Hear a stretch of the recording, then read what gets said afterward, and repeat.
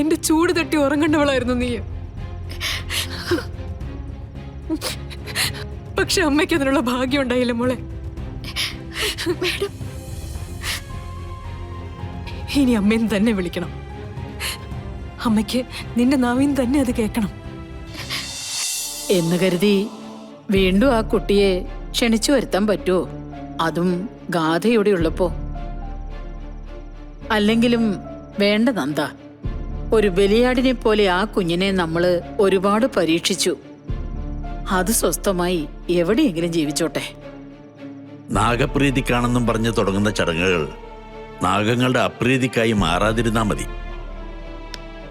നമ്മുടെ പ്രാർത്ഥന ദൈവം കേൾക്കുമെങ്കിൽ എല്ലാം ഭംഗിയായിട്ട് നടക്കും. അല്ലെങ്കിൽ ഇത്രയും കാലം ചെയ്തതുപോലെ എല്ലാം വിധിക്ക് വിട്ടുകൊടുക്കാം.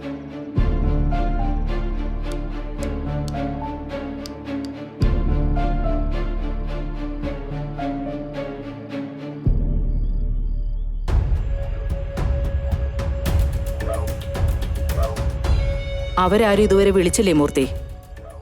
കുറച്ചു മുമ്പ് വിളിച്ചിട്ട് കിട്ടിയില്ല. അപകടം നടത്താൻ പ്ലാൻ ചെയ്ത ലൊക്കേഷൻ അങ്ങനത്തേതാണല്ലോ. ചിലപ്പോ അതുകൊണ്ടാവും. പ്ലാൻ ചെയ്തതുപോലെ കാര്യങ്ങളെല്ലാം നടന്നിട്ടുണ്ടാവല്ലേ? ഉണ്ടാകും മാഡം. അച്ഛനും അമ്മയും വളർത്തമ്മയും ഒക്കെ ഇപ്പൊ ചിന്നി ചിതറി തെറിച്ചിട്ടുണ്ടാകും. പോലീസ് അന്വേഷണം ഉണ്ടായാല് ഒരു കാരണവശാലും നമ്മുടെ നേർക്കൊന്നും വരരുതെന്ന് പറഞ്ഞ് ഏൽപ്പിച്ചിട്ടില്ലേ? അവന്മാരെല്ലാം ഈ പണിക്ക് നടക്കുന്നവരാ. എന്തൊക്കെ സൂക്ഷിക്കണമെന്ന് അവർക്ക് നന്നായിട്ടറിയാം. അപ്പോ ഇന്നത്തോടെ നമ്മൾ ആഗ്രഹിച്ച കാര്യങ്ങളെല്ലാം നടക്കാൻ പോവാ. നാളെ എല്ലാം കൂടെ വാരിപ്പെറുക്കി കൊണ്ടുവരുമ്പോ ആങ്ങളയുടെ ശവശരീരത്തിന് മുന്നിൽ നന്നായി ഒന്ന് പൊട്ടിക്കരയണം.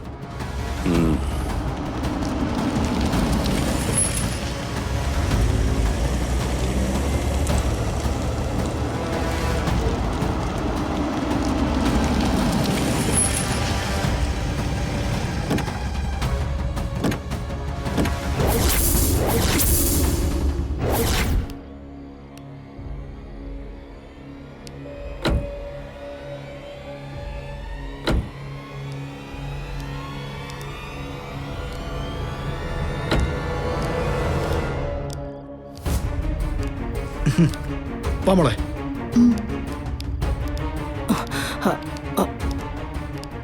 മൂർത്തി, താൻ എപ്പോഴാ വന്നേ? കുറച്ചു നേരമായി. വന്നപ്പോ മാഡം മാത്രമേ ഇവിടെ ഉള്ളൂ. എങ്കിൽ പിന്നെ സാറ് വന്നിട്ട് പോകാമെന്ന് കരുതി. അത് നന്നായി. ഞങ്ങൾക്കിന്ന് വലിയൊരു യാത്രയായിരുന്നു. യാത്രയെന്ന് പറഞ്ഞാൽ ഭയങ്കര രസമുള്ളൊരു യാത്ര. ചേച്ചി, ഞാനിന്ന് മോളെ കൊണ്ട് കുറേ കറങ്ങി കേട്ടോ. അവളുടെ മനസ്സിലെ ആഗ്രഹങ്ങളൊക്കെ തീർന്നോന്ന് എനിക്കറിയില്ല. പക്ഷേ എൻ്റെ മനസ്സിലെ ആഗ്രഹങ്ങളൊക്കെ ഞാനിങ്ങനെ തീർത്തോണ്ടേ ഇരിക്കുക. അങ്ങനല്ലേ വേണ്ടത്? വൈകിയപ്പോ ഞാനൊന്ന് പരിഭ്രമിച്ചു. എന്തിന്? അതൊക്കെ മുമ്പത്തെ കഥയല്ലേ. ഇനി ശ്രീനിവാസനെ കുറിച്ച് ഓർത്ത് ചേച്ചി പേടിക്കുകയേ വേണ്ട. പിന്നെന്താ മൂർത്തി, ഞാൻ ഇതൊക്കെ ഒന്ന് ചേഞ്ച് ചെയ്യട്ടെ. ഒന്ന് കുളിക്കുകയും വേണം. സത്യം പറഞ്ഞ എനിക്ക് ഇത്രയും ദൂരമുള്ള യാത്രയൊന്നും പറ്റില്ല. പിന്നെ സാറങ്ങ് ഉത്സാഹിപ്പിച്ചതുകൊണ്ട് പോയതാ. അക്കാര്യത്തിൽ എൻ്റെ ആങ്ങളെ മിടുക്കനാ. ഞങ്ങളെല്ലാവരോട് പറയുന്നൊരു കാര്യമുണ്ട്. എഴുന്നേക്കാൻ വയ്യാതെ കിടക്കുന്ന ഒരാളാണെങ്കിലും അനിയൻ കുഞ്ഞു ചെന്ന് കൈ കൊടുത്താ അയാൾ എഴുന്നേറ്റ് നടക്കുമെന്ന്. ചേച്ചി, കഴിക്കാൻ എന്തെങ്കിലും എടുത്തുവെക്കേ. മോളെ, അമ്മായി ഭക്ഷണം കഴിച്ചോ? ഇല്ല മോളെ, നിങ്ങൾ പോയി കുളിച്ചിട്ടൊക്കെ വാ. നമുക്ക് ഒരുമിച്ചിരുന്ന് കഴിക്കാം. പോ ചെല്ല്. വാ അമ്മേ.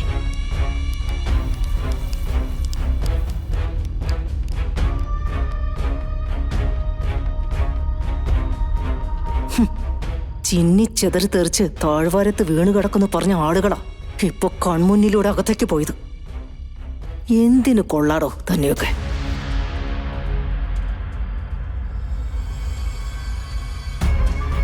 ഹലോ മൂർത്തി സാറേ. എന്താ സെൽവ ഇത്? ഒരിക്കൽ കൂടി പരാജയപ്പെട്ടോ നീ? സാർ, പരാജയപ്പെട്ടത് ശ്രീനിവാസൻ സാർ എന്ന അയാളുടെ മുന്നിലല്ല സാർ. ആ പെണ്ണില്ലേ കൃഷ്ണ, അവളുടെ മുന്നിലാ. താൻ എന്തൊക്കെയോട് പറയുന്നേ? താൻ അവരുടെ പുറകെ പോയോ അതോ മദ്യപിച്ച് ലക്ക് കെട്ടി എവിടെയെങ്കിലും കിടന്നോ? ഞാൻ പുറകെ പോയതാ സാർ. ആ പെണ്ണ് നമ്മൾ വിചാരിക്കുന്നത് പോലെ അല്ല സാറേ. ഭയങ്കരമായ ആളാ. സിറ്റിക്കുള്ളില് അവൾക്ക് ഒരുപാട് കണക്ഷൻസ് ഉണ്ട്. അപ്പപ്പോ എന്തൊക്കെ ടൈപ്പ് ആളുകളാ അവൾക്ക്. ശ്രീനിവാസനോടൊപ്പം ഇവിടുന്ന് പോയ കൃഷ്ണനെ കുറിച്ച് തന്നെയാണോ നീ പറയുന്നേ? സാറേ, ഒരു കാര്യം ഞാൻ ഉറപ്പിച്ചു പറയാം, എന്നെ കൊണ്ട് അവരെ ഒന്നും ചെയ്യാൻ പറ്റില്ല. സാറ് എനിക്ക് തന്ന കാശിൽ ചെലവായത് കഴിച്ച് ബാക്കി ഞാൻ തിരിച്ചു തന്നേക്കാം. അവൾക്കെന്തോ മായാശക്തി ഉണ്ട് സാറേ. ഛേ, നിർത്തടാ. കൊല്ലാൻ പോയിട്ട് ശത്രുവിനെ പുകഴ്ത്താൻ വേണ്ടി തിരിച്ചു വന്നിരിക്കുന്നു. സാറേ, അന്നവിടെ ജോലിക്ക് നിന്ന ആ രാധയുടെ വീട്ടിൽ പാമ്പ് കയറിയില്ലേ? എല്ലാവരും പകച്ചു നിന്നപ്പോ ആ കൃഷ്ണ കൂളായിട്ട് പാമ്പിനെ കൈ കൊണ്ടെടുത്ത് പുറത്തു കളഞ്ഞില്ലേ? അതാണ് സാറേ ഞാൻ പറഞ്ഞ മാന്ത്രിക ശക്തി. ഞാൻ ഇനി ആ വഴിക്കില്ല സാറേ, എന്നെ വിട്ടേക്ക്. ഡോ,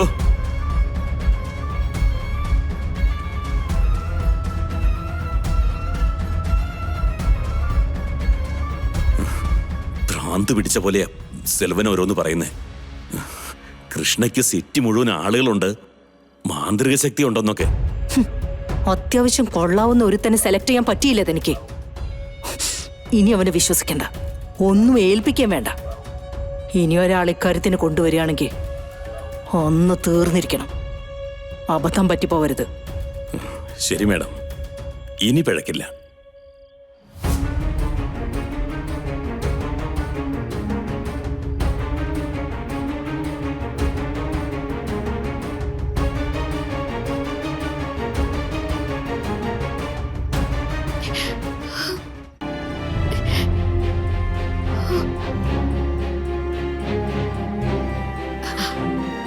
മാഡം,